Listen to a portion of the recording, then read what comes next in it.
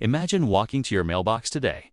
You pull out an envelope that feels wrong in your hands, too heavy, too official, like it contains a verdict. Inside is a credit card statement. The account isn't yours. You never applied for it. You've never swiped it. You never signed the paperwork that funded wars, corporate bailouts, vanity infrastructure projects, and the endless parade of temporary emergency programs that somehow became permanent. But the bill is stamped with your name anyway. And at the bottom, in cold ink, it says, "Balance due immediately." That is the psychological truth of global debt. It doesn't feel like a number. It feels like an inheritance you didn't ask for, but still have to pay. Every man, woman, and child on Earth now carries an invisible share of a global IOU. Roughly the weight of a new car on your shoulders, tens of thousands of dollars per person, just to keep the machine spinning. And the machine is not small. The world is sitting on a debt pile of roughly $315 trillion, a number so large it stops behaving like mathematics and starts behaving like mythology. It's about 3 times the size of the entire global economy. 3 Earths of outputs pledged to 1 Earth of promises. We are told this is normal. We are told it's sustainable. We are told debt doesn't matter because we owe it to ourselves, as if the whole planet is one happy household shuffling money from one pocket to another. But here's the question nobody wants to ask out loud. What happens when the math stops mathing? What happens when the interest payment becomes larger than the income? What happens when the credit card minimum payment becomes the budget itself? Because global debt is not just a statistic, it's a mechanism. It's a system of incentives, tricks, and emergency levers built over decades like a skyscraper constructed floor by floor. Each new level supported by the belief that the foundation will always hold. In this video, we are not just staring at a terrifying number. We are dissecting the mechanics of the greatest accounting illusion in human history. We're going to look at how money is actually created, why modern money is inseparable from debt, and why the system seems designed to grow obligations faster than real production. We're going to follow the pipeline from government bonds to central bank balance sheets, from commercial banks to fractional lending, from temporary stimulus to permanent dependency. And then we're going to ask the brutal question, who wins? Who loses? Because debt is never neutral. It is a claim on the future. It decides who gets to consume today and who must work tomorrow. It transfers purchasing power across time and across classes. And if this whole thing is a house of cards, if it's a Ponzi structure where old promises are paid with new borrowing, then the most important issue is not whether it's immoral, it's whether it can continue. So buckle up. This is going to be an expensive ride. Part 1. The mechanics of the machine, how money is actually made. To understand debt, you have to understand money. And here is the first uncomfortable truth that tends to get you uninvited from polite dinner parties. Money is debt. Not metaphorically, not poetically, mechanically. Money and debt are twins. In modern economies, most money comes into existence the same way a promise comes into existence. Someone signs a loan contract, and digits appear. I know what you're thinking. Money is cash. Money is the number in my banking app. Fine, let's walk through it. Slowly, like a crime scene. Imagine a government wants to spend money it does not currently have. Which, if we're being honest, is not an occasional event. It is structural. Governments run deficits the way humans breathe. Not always, but more often than we admit. So how do they get the money? They don't, as people casually claim, just fire up a printer and shower the streets in banknotes. If that were the method, the illusion would collapse instantly. You'd smell the fraud the way you smell smoke. Instead, the government issues something more socially acceptable, a treasury bond. A bond is a formal IOU. The treasury goes to the market and says, who wants to lend us money? Banks buy it. Pension funds buy it. Insurance companies buy it. Foreign governments buy it. Because sovereign bonds, especially from major countries, are treated as risk-free. The bedrock collateral of the entire global financial system. But now comes the hinge point. The moment where the system reveals its inner logic. What happens when demand isn't enough? What happens when the market doesn't want to absorb endless IOUs at low rates? Enter the central bank, the Federal Reserve in the US, the ECB in Europe, the Bank of Japan in Japan, and so on. The central bank steps in and buys government bonds. And here's the part that still sounds like sorcery to most people. Where does the central bank get the money? It creates it. It doesn't dig it out of the ground. It doesn't tax it. It doesn't borrow it first. It types it into existence. With a few keystrokes, reserves appear on a balance sheet. A government IOU is swapped for newly created money. The government now has spendable funds. It pays soldiers, contractors, public employees, or sends out stimulus checks. The money lands in commercial bank accounts. And this is where the machine accelerates. Because the commercial bank does not store your deposit in a vault with your name on it like a sacred relic, it lends. This is the second layer of the illusion. Fractional reserve banking, or, more accurately, modern bank credit creation. When you deposit $1,000, the bank can create new loans against it, multiplying credit throughout the economy. Depending on the regulatory environment, reserve requirements, and risk appetite, that initial deposit can become the seed of a much larger money supply. By the time the lending chain finishes, your $1,000 can effectively support something like $10,000 in bank-created money circulating through the system. And here's the critical point. Every one of those new dollars was created as a loan. Principal is created when the loan is issued, but interest is not created at the same time, which leads to the trap that keeps the machine running. If all money is created as debt, and all debt requires interest, then collectively there is never enough money created to repay all debts plus interest, less more debt is created. So the system expands like a treadmill you can never step off. Old debts are serviced by new borrowing. New borrowing becomes tomorrow's burden. Debt must grow, or the money supply contracts. And when the money supply contracts in a heavily leveraged system, you don't get a gentle reset. You get defaults, bank failures, unemployment, political extremism. History has shown the pattern enough times that it feels almost like a law of nature. Now, before we pick up pitchforks and start ranting about central bankers like they're wizard kings in a marble tower, we have to steel man the case for this system. Why do it this way? Because the alternative is not romantic. The gold standard world was not a stable paradise.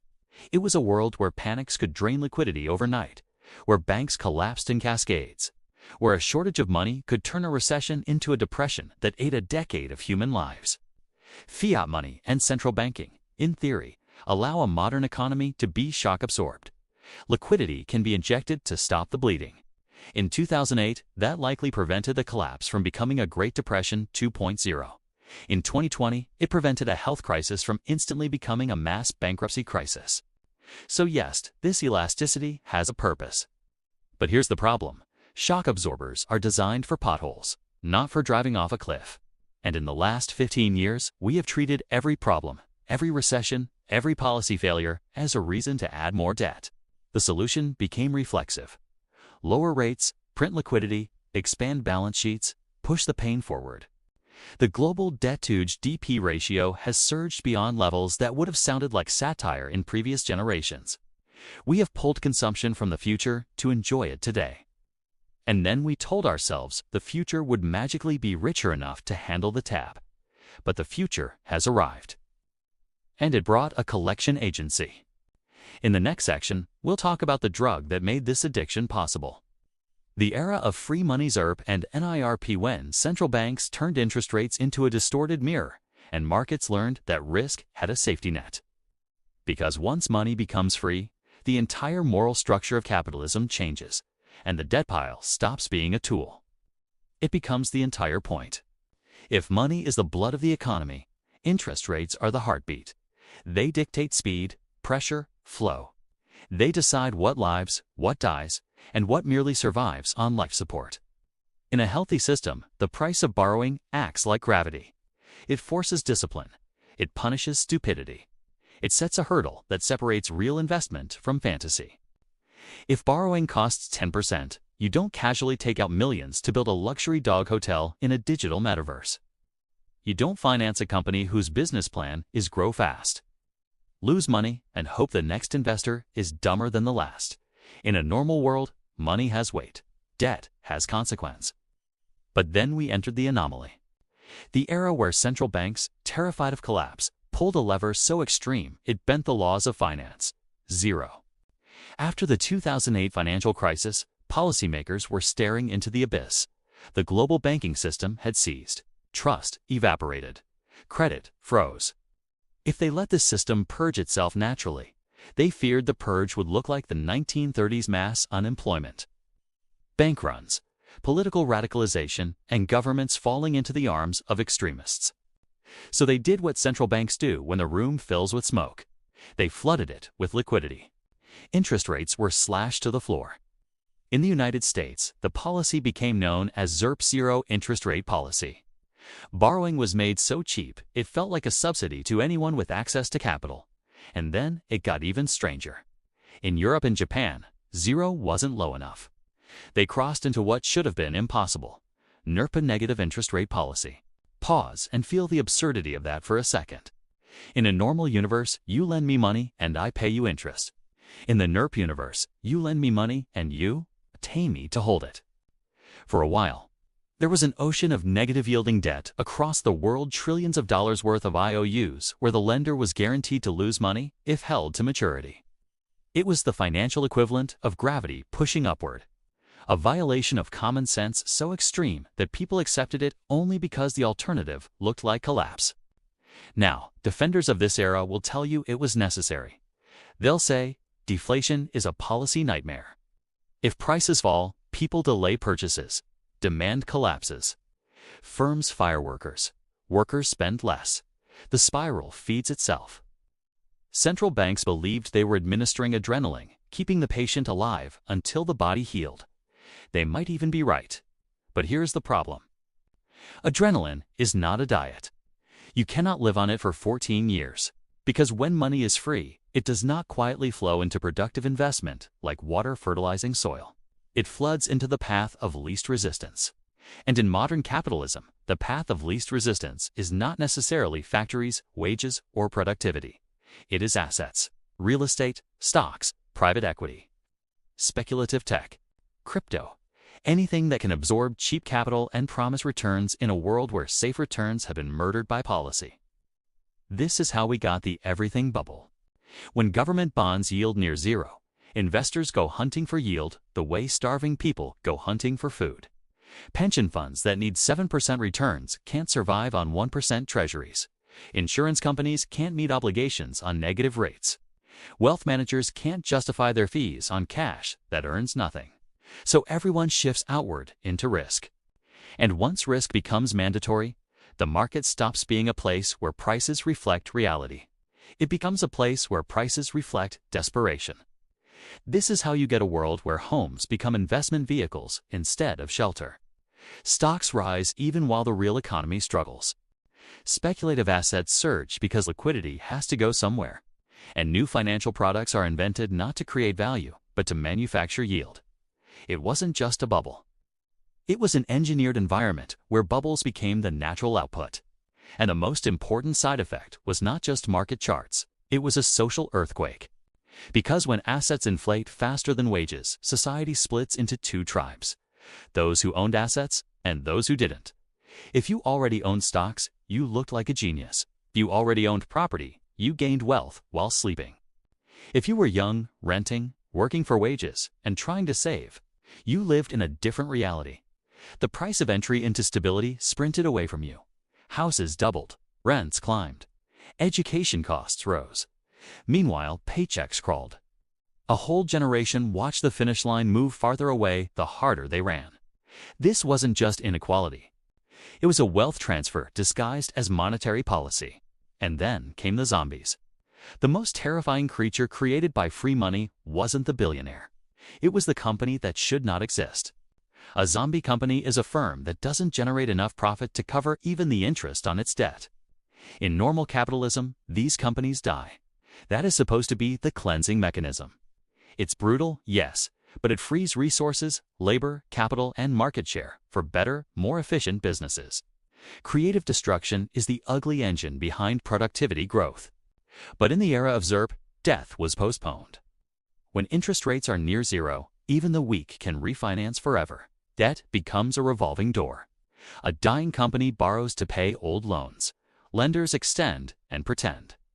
Markets keep the corpse upright because money is cheap and risk is subsidized. So the zombies multiply. And the economy becomes crowded with firms that absorb resources but don't produce meaningful growth. Productivity weakens. Innovation slows. Real investment is crowded out by financial survival. The economy starts to resemble a hospital where no one is allowed to die, which sounds compassionate until you realize the hospital is now full and new patients can't get beds. For years, this system seemed stable, not healthy as stable, and stability is seductive.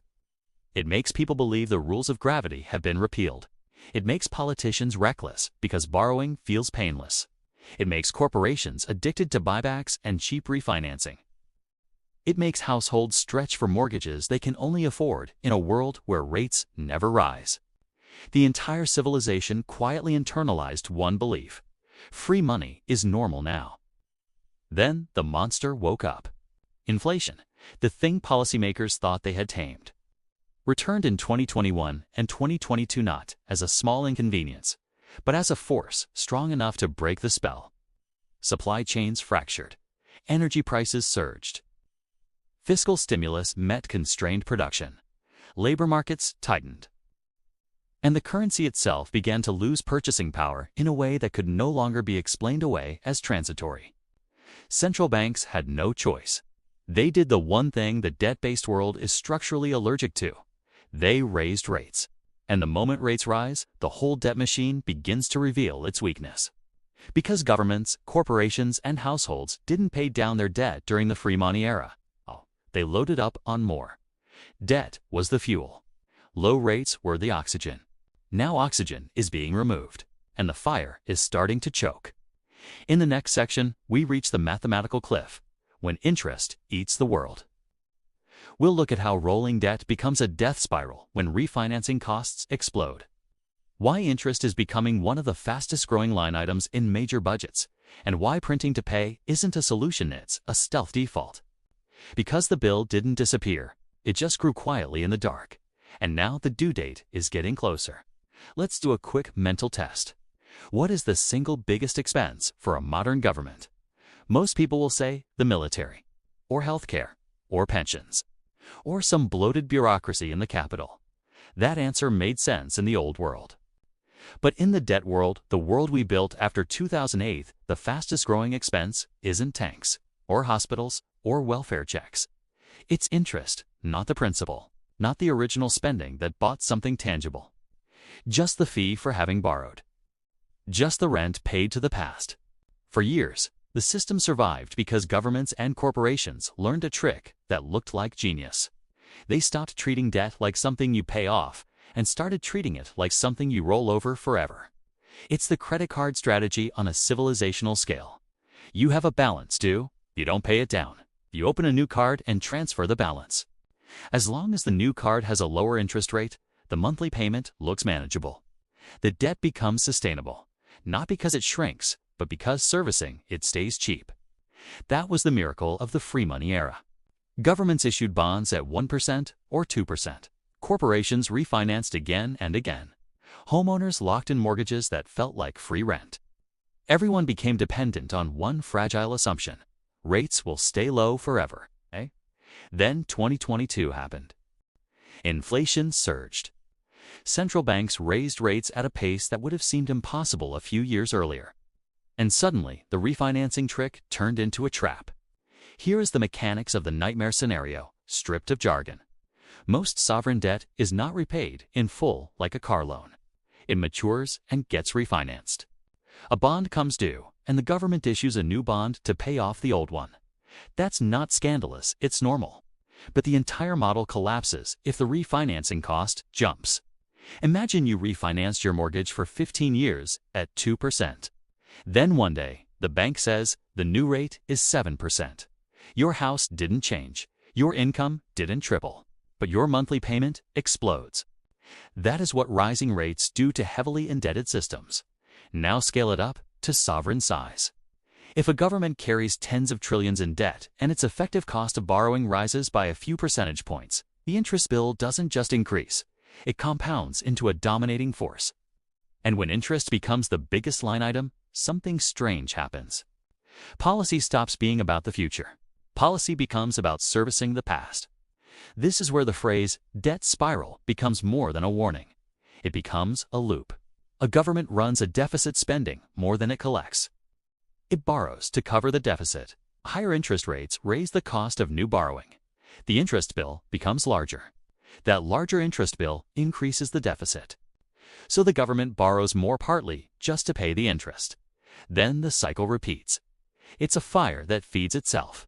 And here's the dark psychological twist. Interest payments create nothing. Military spending at least produces hardware. Healthcare spending at least provides care. Infrastructure spending at least builds bridges. But interest is money burned to keep the financial system's promises intact. It is tribute. Now the defenders of the system step forward with a calming smile and a deceptively comforting argument. They say, relax. A government like the United States can't go broke. It issues its own currency. This argument is associated with modern monetary theory, but it's broader than that. The concept is technically correct in a narrow sense. A sovereign that borrows in its own currency can always create more currency to pay nominal obligations. So it cannot default the way a household defaults. But here's what the argument quietly hides. If you print money to pay interest, you are not escaping the cost. You are changing the form of the cost. The default doesn't happen on paper. It happens in the grocery store. If the government prints to service debt, the currency's purchasing power erodes. Prices rise. Your savings buy less. Your wages fall behind. The tax is invisible but real. Inflation becomes the stealth mechanism of repayment. The bondholders are paid, but they are paid in diluted currency. That is why the most honest definition of modern sovereign default isn't missed payments. It's devaluation. It's being paid back with weaker money than you lent. And once you understand this, you start seeing the world differently. You realize that a debt crisis in a country with its own currency can be solved in paper through inflation. But the political cost of inflation is explosive. Because inflation is not evenly distributed. Asset owners can hedge it. Workers often cannot. Young people watch housing costs rise faster than salaries. Retirees watch fixed incomes lose purchasing power. And the anger spreads in ways that do not remain economic. Debt spirals eventually become social spirals. Now, before we move on, we have to widen the lens.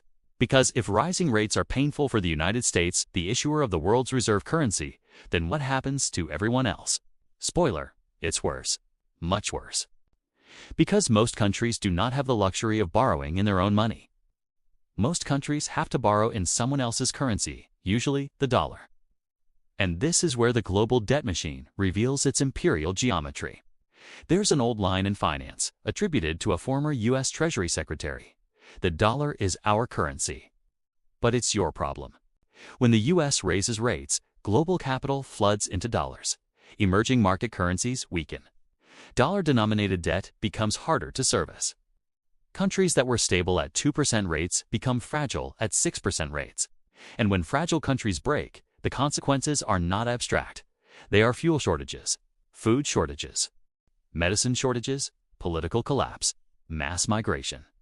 The debt crisis doesn't stay where it starts. It spreads outward like a shock wave. So in the next section, we move from the core of the system to its fault lines. China's debt and property machine. Commercial real estate's ticking bomb in the West. And the dollar wrecking ball that turns American monetary policy into a global pressure weapon. Because once interest rates rise, the debt story stops being a story about numbers. It becomes a story about power. And the bill inevitably gets delivered to whoever has the least ability to refuse it. In every debt era, there is a moment when the camera pulls back and you realize the problem isn't one country. It's the architecture. A system can survive one fragile borrower. It can survive one reckless government. Can even survive one housing bubble. But it struggles to survive when the same logic borrow, inflate, refinance. Postpone becomes the default operating system of the entire planet. So now we go to the biggest experiment in debt-driven growth in modern history, China. For 2 decades, China was the engine room of global growth. It consumed the world's steel and cement. It built cities like monuments. It erected high-speed rail networks that looked like science fiction. lifted hundreds of millions out of poverty and achievement, so real it cannot be dismissed as propaganda. But behind the miracle was a mechanism. And the mechanism was credit. A mountain of it. China's property sector became more than an industry. For years, it behaved like a parallel financial system and investment vehicle for households, a revenue model for local governments, and a growth machine for the state itself. In many regions, real estate and its connected industries represented an extraordinary share of economic activity. The country didn't just build homes. It built balance sheets, and the balance sheets were leveraged. Here's the inner loop that made it work. Local governments in China have historically relied heavily on land sales for revenue. A key, they sell land use rights to developers. Developers borrow to buy that land. Then, before buildings are even finished, they sell apartments through pre-sales, collecting money from households who are essentially buying a promise. That promise then funds construction, and funds interest payments, and funds the next land purchase. It looks like development, but it behaves like a rolling refinance machine. It works perfectly as long as prices rise and confidence holds. And then, as always, the music stops. When authorities move to restrain leverage famously, through policies aimed at limiting developer borrowing, the entire cycle cracked. Major developers began to wobble. Projects stalled. Confidence collapsed. Homebuyers faced a nightmare scenario, paying mortgages for apartments that were never completed. Debt is tolerable when it buys something real. Debt becomes existential when it buys a hole in the ground. And the problem isn't only the developers. The deeper vulnerability is in the shadowy machinery of local government. Government debt often channeled through financing vehicles that borrowed off balance sheet to build infrastructure projects meant to hit growth targets: roads, tunnels, museums, industrial parks, some useful, some ornamental, some empty. Debt used as a growth metric always ends the same way. Eventually, you run out of projects worth building, and you are left with the bills. Now add demography. Because debt is a claim on future labor, you can refinance a bond. You can roll a loan, but you cannot refinance a shrinking population. China, like many countries, is aging. Birth rates have fallen sharply over time. A shrinking workforce is expected to support a growing number of retirees while also servicing a gigantic stock of accumulated liabilities. And that changes the entire debt equation. It's not just about GDP today. It's about who exists tomorrow to produce the output that pays the interest. You can print money. You cannot print 20-year-olds. This is why a trapped superpower is dangerous. If the internal growth engine slows, policymakers may try to export pressure outward through cheap exports. Trade policy, currency management, or geopolitical maneuver. Debt crises do not always end in quiet adjustments. They can end in conflict, because conflict is often the political disguise for economic stress. But while China's debt story is enormous, it isn't the only ticking clock. Let's walk across the Pacific, into the downtown districts of America. 5 years ago, a Tuesday afternoon in places like San Francisco, Chicago, Manhattan, or Seattle meant crowded sidewalks, buzzing cafes, and glass towers full of people trading time for rent and salaries. Today, many of those towers are half-lit. The lobbies still look expensive. The elevators still hum. But behind the glass is an emptiness that feels almost supernatural, like a civilization that moved out overnight and forgot to turn the lights off. This isn't just an urban culture shift. It is a financial vulnerability with a fuse. Because commercial real estate is not financed like a family home. A homeowner might lock in a 30-year fixed mortgage. Commercial buildings often run on shorter-term loans, 5, 7, 10 years with balloon payments and refinancing cycles. They survive by refinancing, and refinancing only works when two conditions hold. The building generates stable income, and the new loan rate is not dramatically higher than the old one. Remote work attacked the first condition. Rising interest rates attacked the second. So now you have the nightmare combination. Income down, financing costs up. And when building income falls, building values fall. If the value falls below the outstanding loan, owners become underwater. In that situation, default is no longer shameful. It's rational. Sometimes the smartest players in the room simply mail the keys back. But here's why this becomes systemic. Large banks are diversified. They have capital buffers. Many reduced exposure. regional and mid-sized banks, the banks that finance local business. Local development, local economies hold a disproportionate share of commercial real estate risk. So a wave of defaults doesn't just hurt landlords, it hits balance sheets. And when banks' balance sheets weaken, lending tightens. Small businesses lose credit. Consumers lose credit. The economy slows. Then cities lose tax revenue, cut services, and enter a doom loop: declining safety, declining attractiveness, declining property values. Debt is not just a number. Debt is an ecosystem.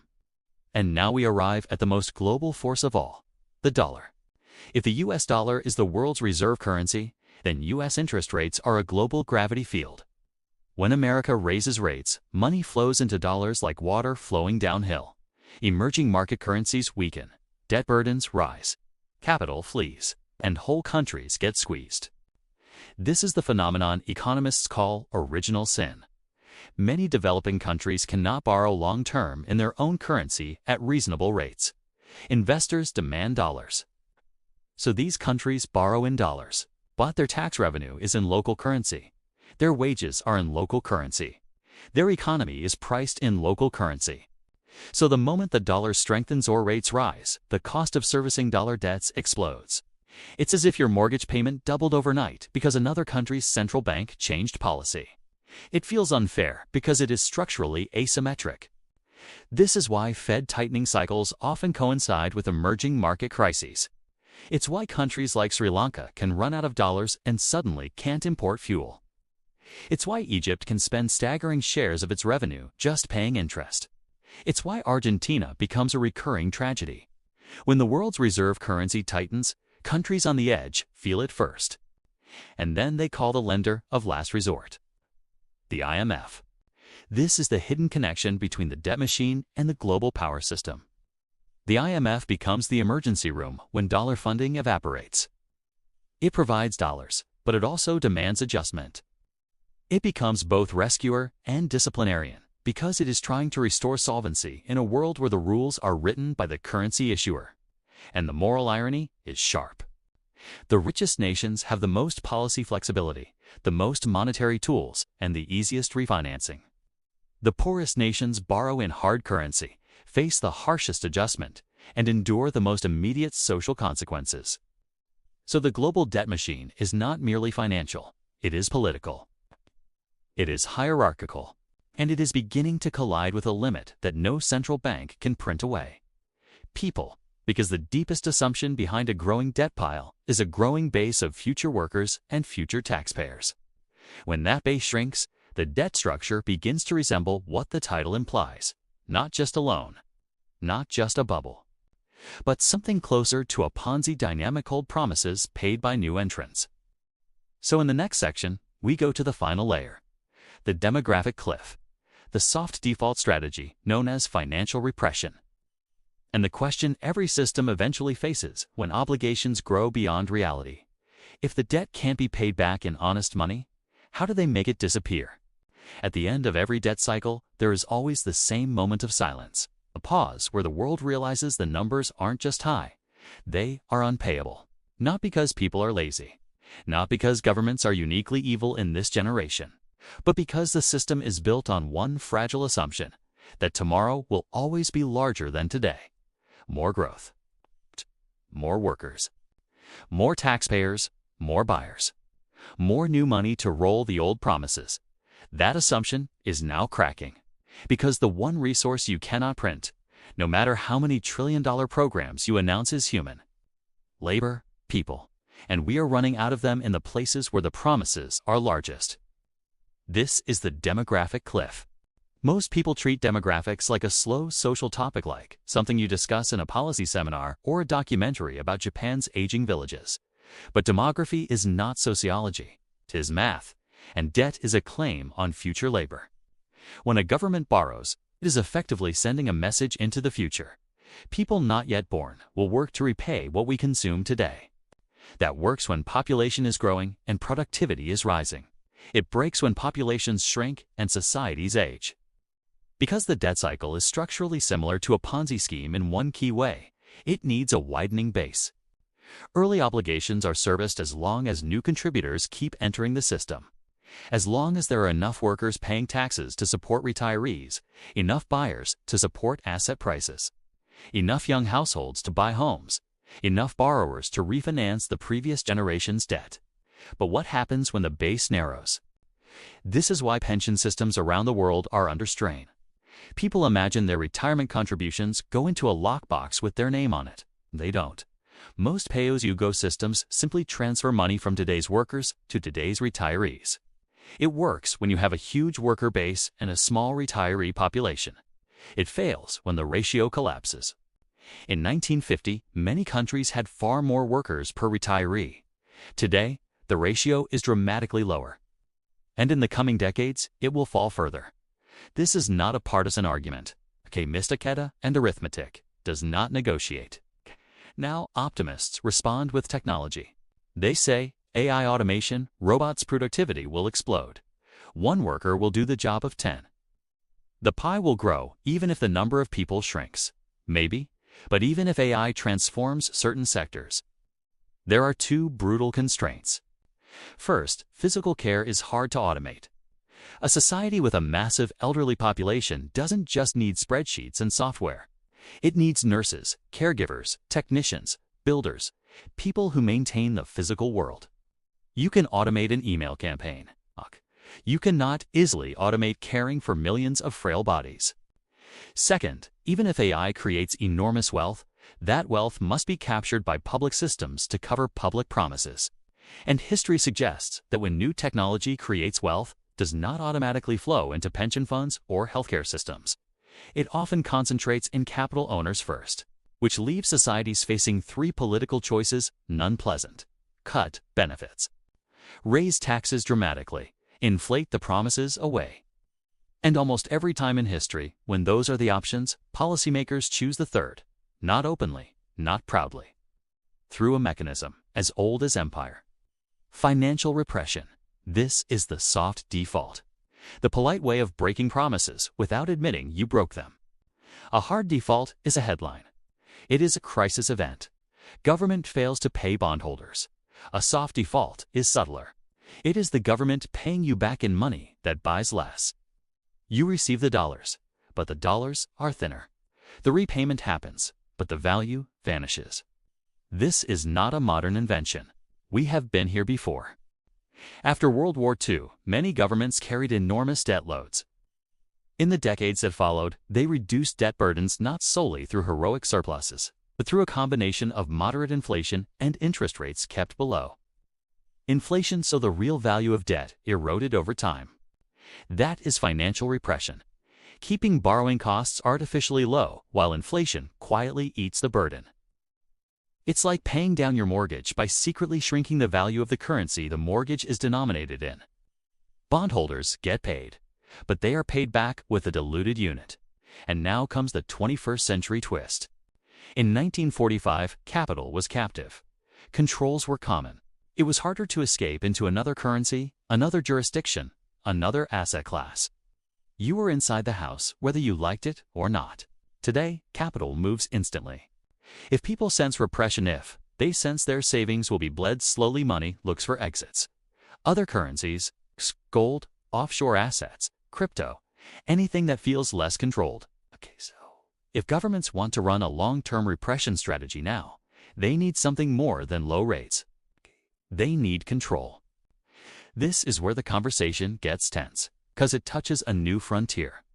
Programmable money, digital settlement systems, the possibility that the next era of monetary management is not just about interest rates, but about the rails money travels on. Some people frame this as efficiency, others frame it as surveillance. But from the standpoint of debt arithmetic, it has a purpose, if the system needs you to remain inside it long enough for inflation to do its work. It must reduce your ability to opt out. This is the part no one says out loud. Debt cycles do not end with everything is fine. They end with restructurings, repressions, or resets. And even when the reset is quiet, it is still a reset. So, what can you do? If you're watching this and feeling the familiar modern sickness, like the rules are changing and nobody is telling you here is the reality. In a soft money world, holding only soft claims is risky. Cash is a soft claim. Like term, bonds are soft claims. Any promise denominated in a currency that can be expanded infinitely is a soft claim. When the system is pressured, soft claims are where the adjustment hides, so the escape hatch, if there is one, is not a secret door. It is a principle. Own what cannot be printed. Hard assets, productive assets, skills, community. Because in a world where the debt is too large to pay back honestly, the most important personal question becomes, do you want to be the person holding promises or the person holding real things? Gold has survived every monetary regime not because it is magical, but because it is no one else's liability. Productive land feeds people whether the currency is stable or not. A business that solves real problems can survive political cycles.